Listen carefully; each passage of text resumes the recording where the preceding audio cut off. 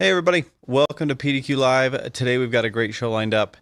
Today we're going to be talking about a new version of PDQ Migrate. First off, we're going to do some community awards, talk about some other things in the community like 3D printing, and we're also joined by a special guest today, Michael St. Clair. Thanks, Michael. Michael's going to talk to us about Kubernetes. Right? It's this thing out here everyone's seeing it. Unless you've been under a rock for the last 10, 11 years at this point, almost 11 years. And maybe some use cases, not just from like a DevOps cloud perspective, but also maybe there's some use cases for that and a more traditional sysadmin role.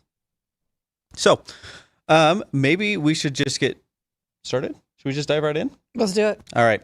You know what you need to, don't forget to bring up the new 20 gig.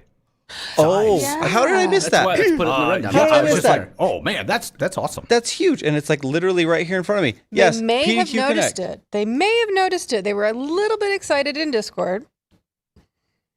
Just a little. A little bit, yeah. So the new per step file size upload is 20 gigs.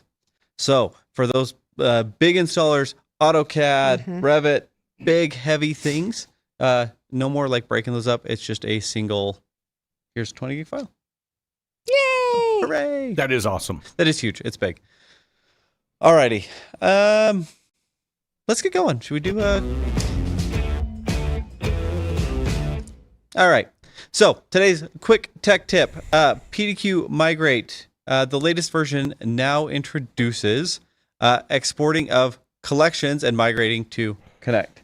So you grab it from the Help Center at help.pdq.com, and you download the latest version, and here it is here. It works a lot like the previous version, except for now instead of packages, it's packages and collections. You got to pick one. The first thing you have to do, obviously, is sign in. So I'm signed into our demo org down here. Once you've done that, you got to pick the collections that you want to export. I've got two here. I've got my fancy folder collection, export it. It's going to get all of them, throw them on the desktop. Can I do a whole bunch at a time? You can do as many as you want at a time. Okay. You could shift click, you can grab them all, do as many as you want. I'm only grabbing 3. Okay. Just so it's easy to kind of show. So once you're here, you're going to find your XML file, my fancy folder collection, and then you load it. I like your file names, by the way. My file names? Yeah, I mean your folder names. You always come up with cute names. All right, so you see that I've got 2 here, right? Yes. I use WedgeX, I'm Scaly. Scaly. All right. There are some things that PDQ inventory gathers that PDQ Connect does not. Okay. So if you find one of those, if you've got like custom scanner data that you're like reporting on and stuff like that, it's going to throw an error. Okay. But my other one, I can just click. I can do both if I want. This box here is if I've got nested collections, it's what to do with them. Do you want them to come into Connect as individual line items, or do you want to do it as like a group, kind of visual group like you have here in inventory? Okay, so pay attention to that box. Yep. Migrate selected, get a little green checkbox, come over here into Connect. I'm going to give it, just in case. And I'm going to do a search because I really don't want to scroll. Here's my new fancy folder collection with Migrate Me, right? I'll open this guy up here so you can see that it's kind of traded. This is what it looks like now in Connect. I come back over here into inventory. You can see that we just translated the 2 different kind of logic types. Okay. And you get the same results for both. So if you see the error message, you're just going to pay attention and know that the logic isn't exact, and so there's a reason you're getting it. Okay. So the PDQ Connect migration tool is here in the Help Center. And you can download it, and it's right here. Here's a link. That's my quick tech tip for the day. Awesome. Love it. Everyone go try it. Let us know your feedback. Yeah, we'd love feedback on that one. Alrighty. Up next, we have something kind of special. I think it's the first time we've done this, right? Yes. I totally knew what you were talking about. I definitely didn't cheat.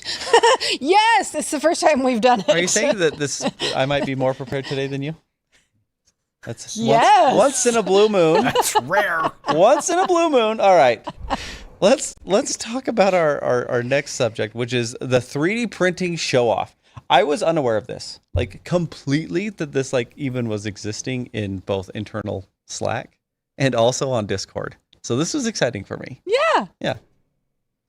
How are we gonna do this? Do we have a stinger for this, or are we just gonna show Yeah, off? just go on. All right, well, let's show off. Okay. First of Micah. all, what is this, Micah? What is it? Well, we've looked at it like a bunch of times, and we're all perplexed. Yeah, I need to know.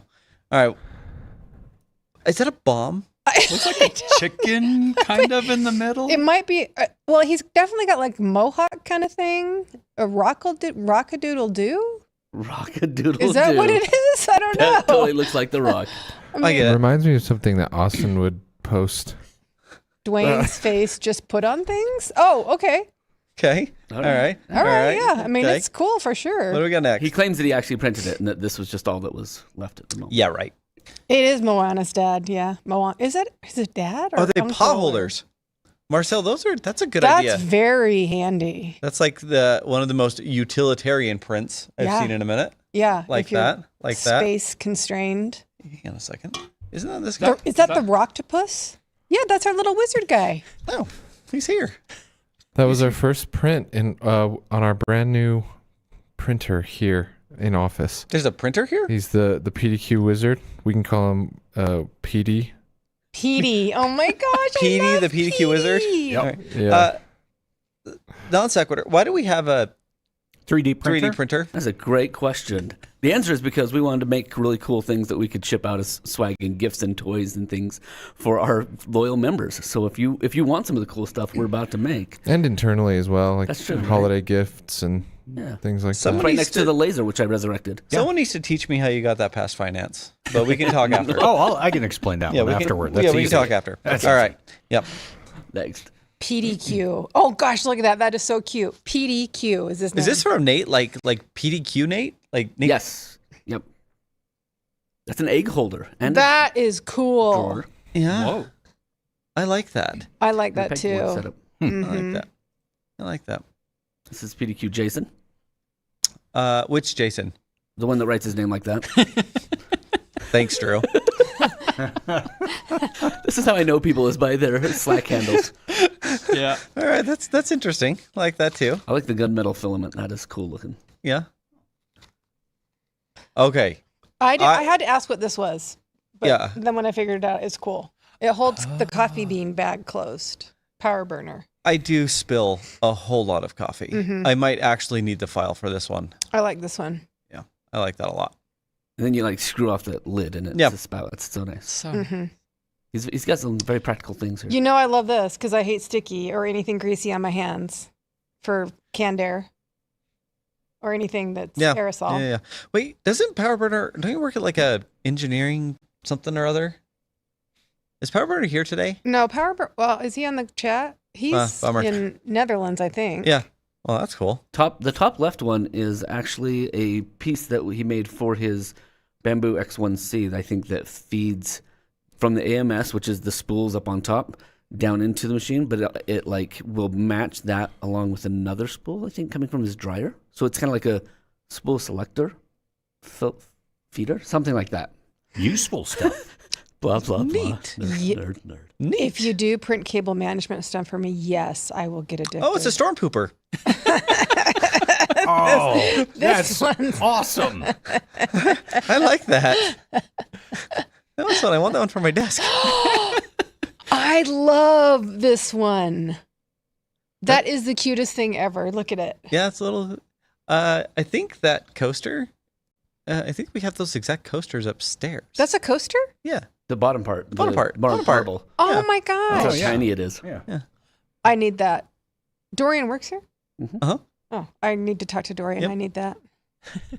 Ooh, I like the It's little. a little dreidel. little hamburger. Alex, I love the magnets. That's would- adorable. It would be fun to print a bunch of 3D printed food. That would be an interesting little. I put them on the top of my monitor Mhm. because why not? This looks intense. This screams engineer. This is Alex. Oh, yeah, of course. Of Yeah, course. Alex works in a makerspace. And so, Uh-huh. what did he say that left one was? It's like a reverse extruded. I think he said it was like a a prototype surgery tool handle or something like that. That's a surgery tool. A lot of the handle? crisscross is support beams, right? But it looks. He does a little surgery on the side. It's a Why side not? hustle, like So- you do. Somebody said it's an upside down roller coaster, which I totally got behind. Okay. That too. Yeah. Yeah, these look like for real. These are not the serious. little PDQ Pete. Surgical tool prototype. Yeah. All right. He mostly does support surgery, apparently. I mean, I'm sure that's not what he means, but I No, don't care. no, the stuff on it is No, support. I don't It's care. another thing. I don't care what it really means. I'm choosing to believe that he does support surgery. Okay. All right. It's nice. mostly kidney donations, stuff like that. You're implying he's trafficking in illegal organs. Nice. I don't think we can talk about that. All right. He went to school for surgery support. Okay, good. There you go. Say no more. Well, thank you. I just lost my entire train of thought. Let's try and get this thing back on the rails. Hand it over to Michael. And just Sort of. move on. Michael, Josh holds onto his kidney. Ooh, I Michael, love help those. us. Help us. We actually do things here that aren't just look at cool pictures. I love to see those. I want hopefully we get more entries in Discord because fun. those are fun. They are fun. They are fun, and I enjoy it. Mm-hmm. But we should talk because we did drag Michael down here for an entire hour out of his day. Right. He's got code to write. Yeah. Remember militant code. Probably some emergencies happening. To talk to us commenting about fun, people, okay? This is serious time This now. is serious. To talk to us about Kubernetes, Yes. which is actually a really interesting topic, especially for like from the sysadmin lens, right?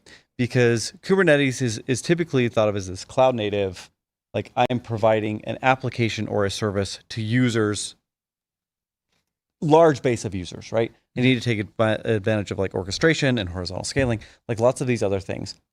But maybe we should start at like the very beginning. Like let's assume like containerization as a whole is a new topic for someone. So if you had like 10 seconds, explain what is a container? A container is essentially what you'll use it for is to package up a application that can then run on. It's very portable. You can run it anywhere. Mm-hmm. And so it's similar to a VM, and except it is an emulated operating system.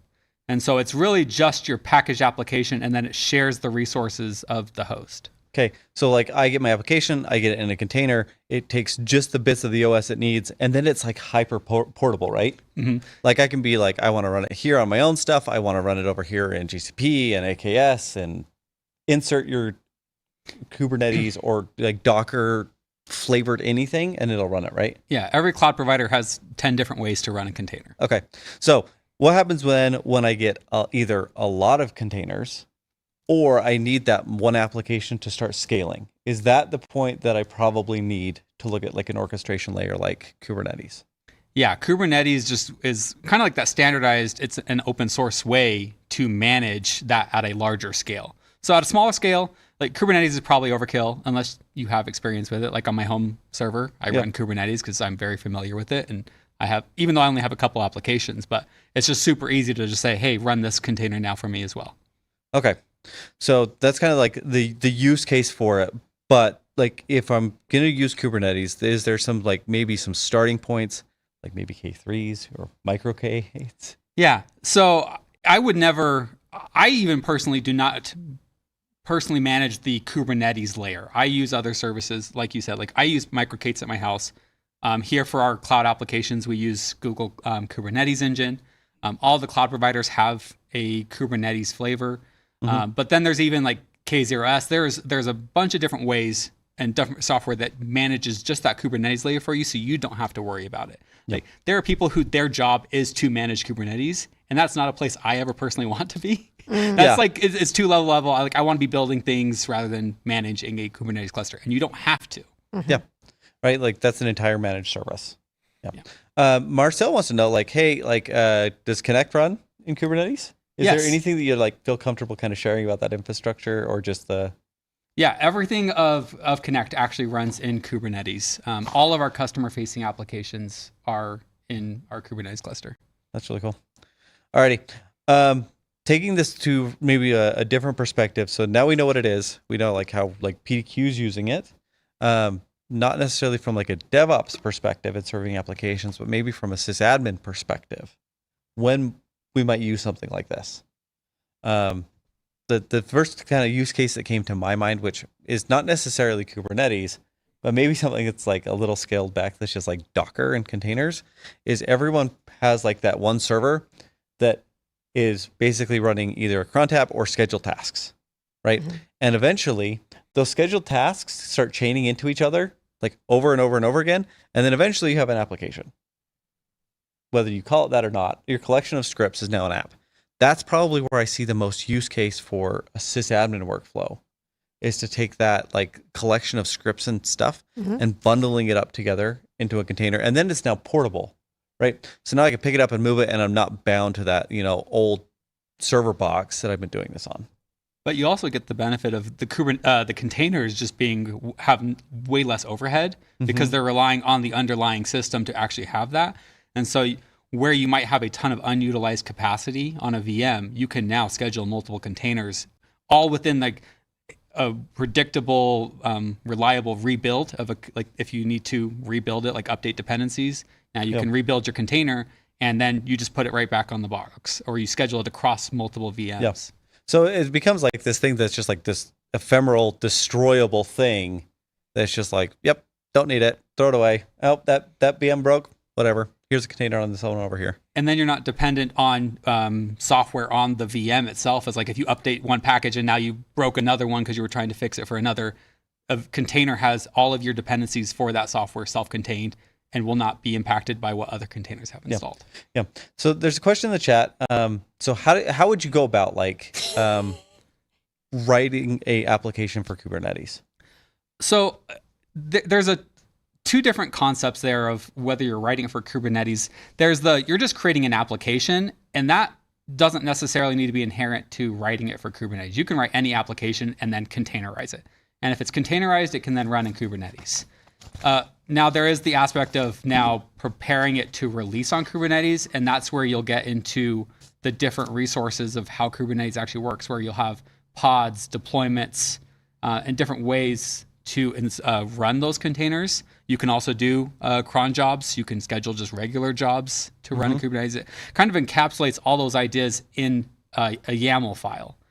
And one of the ways I learned Kubernetes was actually with Helm. And when you create a new Helm app, which is a collection of, here's a standard way to run an application. So it comes with a deployment. It will come with your ingress of like, how do you handle network traffic, and different things like that. And that was how I learned, is like, here's the basic resources for how to run an app. Nice. What's the difference between a pod and a container? So a pod runs a container. So it can actually have multiple containers within it. Pods are typically your VM, I could say, inside of like, I guess it's complicated because it's more of an encapsulation of work. Okay. So one of the ways we do is deployments, and you'll say, hey, give me 3 pods. Each pod will have, here's the containers I run. So like one of the containers will be an init container, like run the database migrations. Once that completes, then it runs the regular container that's just the application. Okay, so Kubernetes is an open source platform, cloud storage, essentially, kind of. That's one aspect of it, is having storage tied into it. So the question that I would have, maybe some of the sysadmins would have, is what kind of backup is associated with this? How do you back up Kubernetes? I think it depends on state, right? It depends on where you're using your state. Like most of our cluster use has no state in it.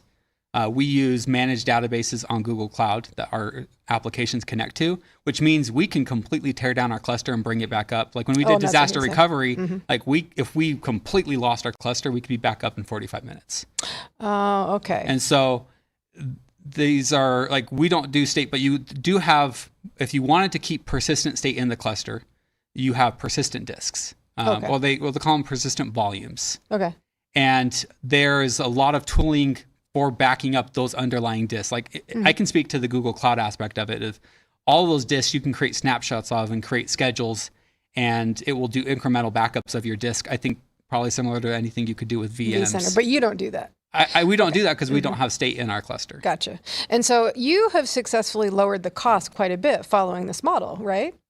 Yeah, I think that's where a lot of people get into trouble with cloud is they will over provision, they'll spread out, they don't understand the implications. Yeah. And that's when I started here, we had maybe 5 Kubernetes clusters and kind of all spread out. Each one was over provisioned because you do want to be a little bit over provisioned so you can handle spikes in traffic. Yeah.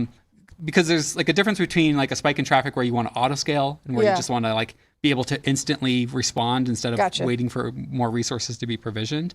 And so I consolidated those all into a single cluster, moved it into a more affordable zone. And so was able to cut all of our cloud costs in half at that point. Cool. Yeah. Okay. All right. The last question here, 45 minutes. Okay. Did you test it? Yes. Yeah. Once a quarter, right? Once a year. Once a year. It's next quarter. Every Q2. We No do pressure. a full Cool. disaster recovery drill. Awesome. All righty. Michael, Okay, thanks, Michael. thanks for Kubernetes with Michael. I like that. I need like a more you know, like in post, if we can get a more you know after that. Yeah. All righty. Very nice.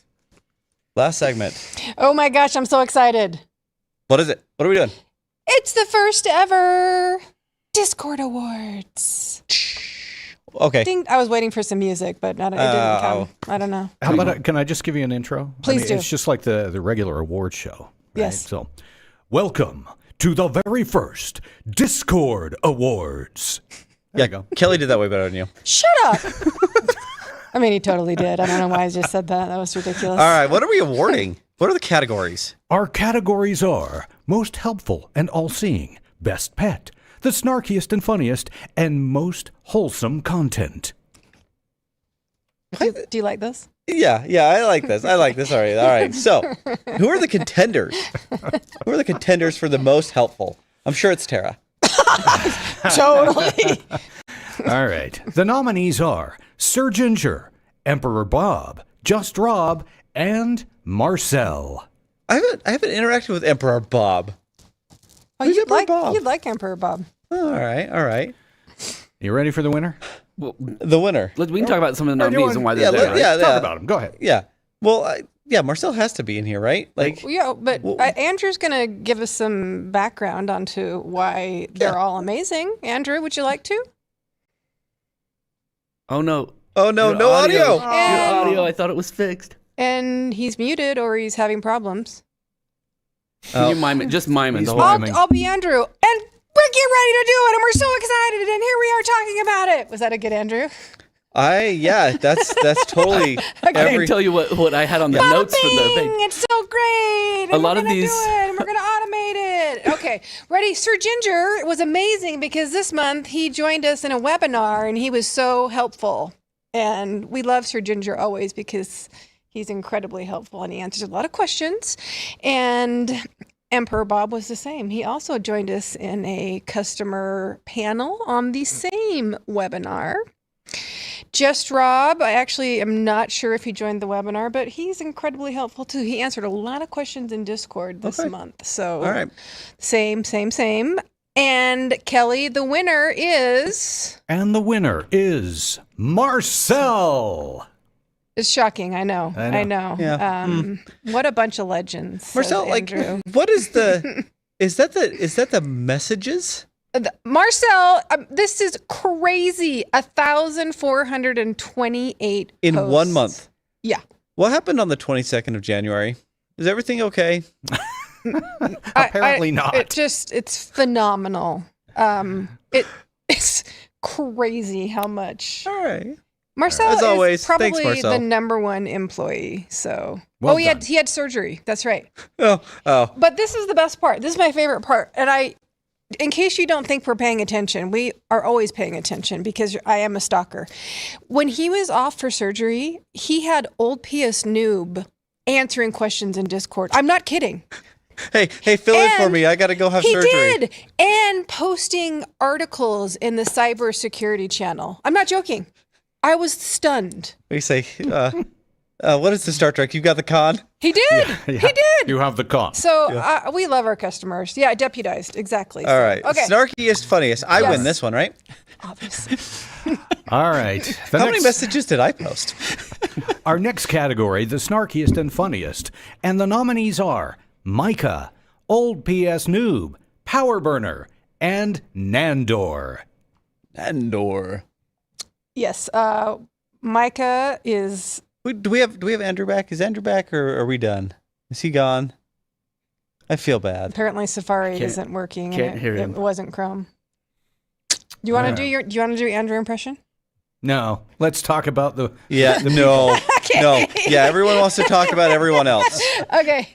Micah is very active in Discord, posts almost daily, always hilarious. He has a massive Dr. Pepper addiction. We love Micah's comments. Power Burner, very snarky. He's definitely part of the snark club, always there for good posts. Nandor, he's kind of a newer snark. I think Andrew particularly loved the post that he made about calling me a monster. He loved that one. Yeah, I knew you'd like that one. But Kelly, you want to say who the winner is? And the winner, Old PS Noob. Yes, he is. I call him the snark jester. He's always the snarkiest of all. Here, I'm back. Oh, he's back! Oh, he's here! Yay, he's back! Oh my gosh. I gotta say, for this award, and I'm so sad I couldn't cry for Marcel because I would have. But for this award, it is so hard to pick one winner because the Discord is too dang funny. There are way too many moments where I'm just busting out laughing. It's true. Nice. Go hold his Chihuahua hostage so he gets more to play. This one was so funny.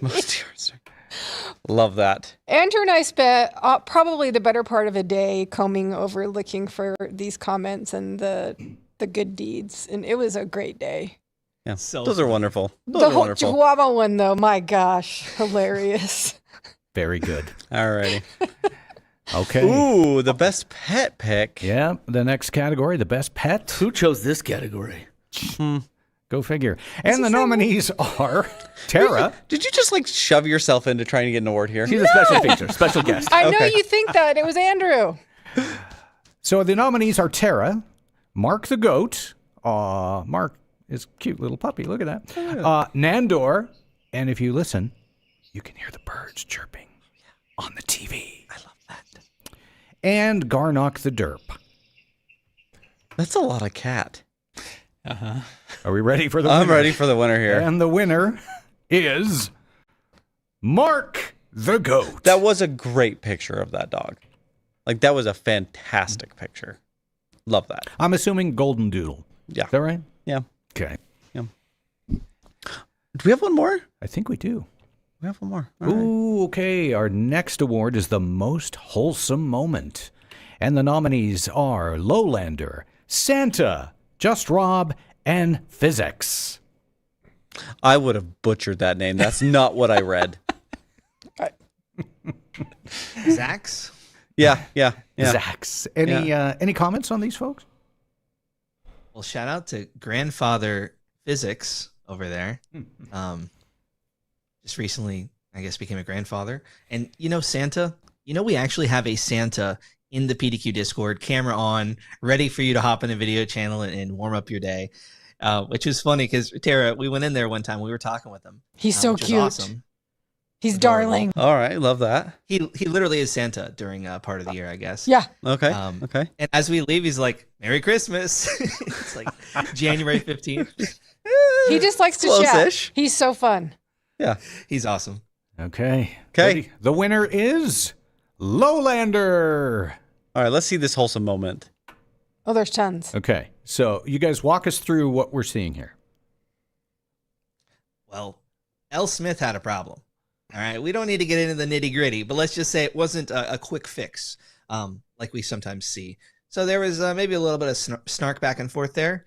But if we go to the next one. It's the snark tax. If you ask a question in a forum, you have to Snark get tax. some. Yeah. Yeah, we got to blame Microsoft or blame, something else, and then we can get to actually solving it. Yeah. But yeah, Lowlander, you can see here kind of going back and forth, Comes through troubleshooting. there. Yeah. That's wonderful. So he's actually helping. Oh, and this is what you see in Discord all day long, every day, and I love it, is customers helping other customers. And not just stopping with one response, really digging down. And so that's why this is the most wholesome moment. And there were so many to choose from. There really were. Those are great. I like this. We should do these more often. Yeah, I told you it's my favorite. I love this section. This is great.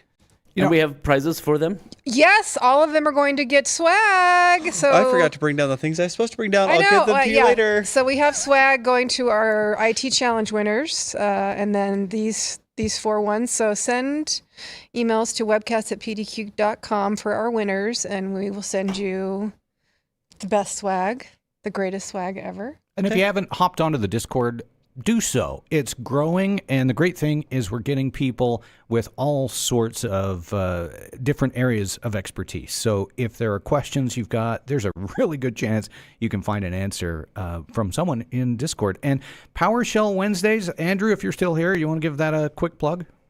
Yes, Kelly, I would love to. That's every single Wednesday. We do a PowerShell meeting. 30 minutes. Ideally, it's during your lunch break, 2 p.m. Eastern. We have people of all different skill levels who hop on there, share some cool stuff. We most recently learned about MS Graph API and some different ways of filtering and batching requests, and just kind of a quick little primer on how to start using it. But that's every Wednesday. Sounds like a great use of an hour. Didn't you have like 60 people yesterday? No, we were in the 20s. Oh, Oh, But I think 60 That's people still are pretty interested, good. But, you know. that's still yeah. pretty good. Like 20 people. That's still pretty good. yeah. All right. Oh, it's a good time. It's fun. Yeah. Sweet. Well, thanks for joining our show today, everybody. Thanks, Michael. Thanks for having me. Thanks for coming down. All right. For PDQ, I'm Josh. I'm Tara. Thanks for joining our webcast today. Do us a favor, like and subscribe to our YouTube channel. Leave us some comments, and please join us on Discord for the after show. And as always, if you have technical questions, you can check them out on Discord or just reach out to our support forums at support@pdq.com. Thanks again, and we'll see you back here next week.